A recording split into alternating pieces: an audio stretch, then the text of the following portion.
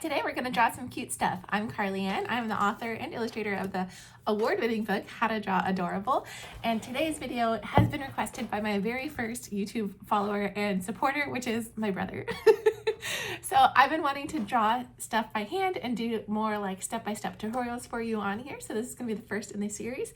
And today we're going to be drawing a creeper, but I made it cute and in my style. So if you want to follow along, you get a pencil or some markers and let's go.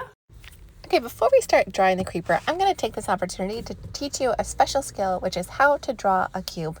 And that's basically just by drawing one square in front, one square in back, and then connecting the corners together. I recommend practicing this with different distances between your squares and different sizes of squares, like maybe a rectangle instead, as well as the squares really far apart when you lay them down or really close together. The best way I do think to practice this is with something that's fun that you like to draw, which is why we're going to do the creeper next. So any other sort of like cube-like shapes might be more interesting to you than just plain cubes. But I also have more drawing exercises for this in my absolute beginner perspective workbook that's on my website at carlyann.com. But really, the more time you spend on this, the less time you're going to struggle when drawing your character in the next stage. So feel free to spend some time here and just play around with some basic shapes. And now, okay, let's get started. Okay, we're going to start off with drawing the head. So we're going to do a fairly big square towards the top and then just do what we just drilled. So draw the second square in the back, connect the corners, and don't worry too much if we still see those back lines. I have some tricks to handle that, as well as the fact that you can just erase those later on. Just try and draw a little lightly if you can. Now, to make the neck, I can draw a square that's like a smaller square inside of the square I've already drawn. I kind of line up the edges so that they're about the same. And then those new corners are where the center of the chest can drop down from. And that helps you align the head and the neck together. Now, here's my first tip for making those sketch lines fade away, which is by drawing a darker line over top. The darker line now is going to pop out at us and we're not going to notice those sketchy lines as much.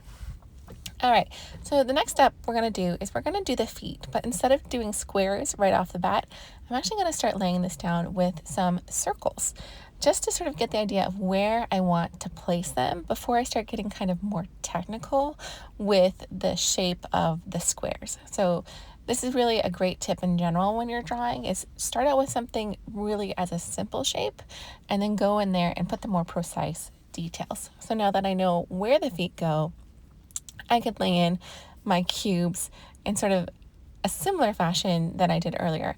Now you notice I actually didn't do my little trick here of doing a square in the front and a square in the back, and these squares are a little bit more wonky. I'm personally okay with that because I think it gives a human touch to my drawings, but do it the way that you feel great about.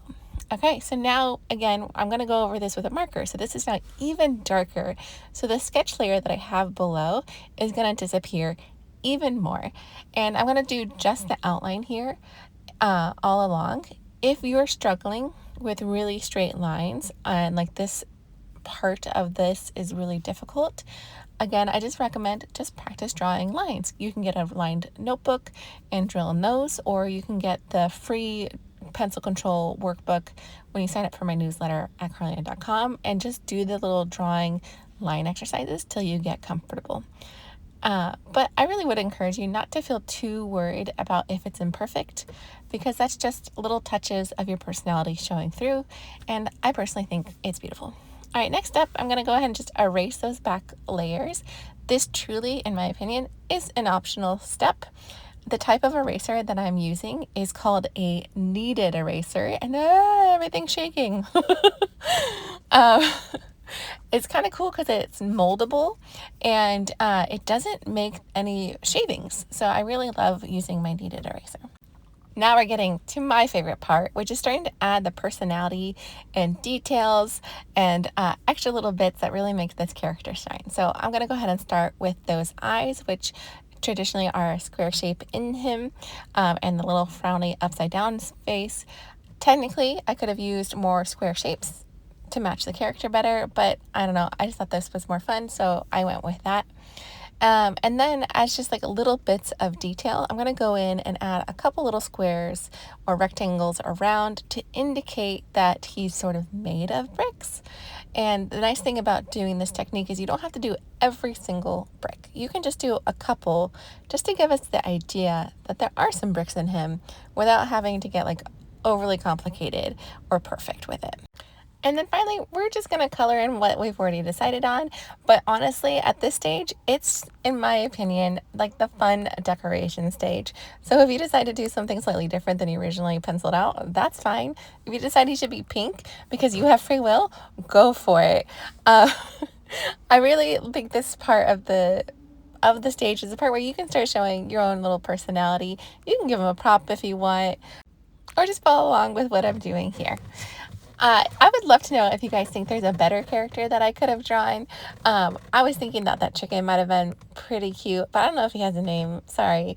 Uh, but in general, like if you need to work on cubes, these are great characters to work on your cubes. Oh, okay. And so this part, I actually forgot that he has like little posies. So I didn't even bother picking up the pencil again, and I'm just going freeform at this point and adding them in. And then it's my turn to add a little personal touch, so I'm going to add some flesh just because I think it's adorable, and a little heart for you as a thanks for staying to the end of this video. Thank you so much for joining me. If you need a little extra help, you can join my newsletter where I do weekly drawing challenges, or level up to my Patreon where I have a private art community, one-on-one feedback, more tutorials, or you can just check out my workbooks at carlyann.com. And if you want to recommend a character for me to draw in any other sort of franchise, go ahead and leave it down in the comments below, and maybe I'll pick yours next. Okay, bye.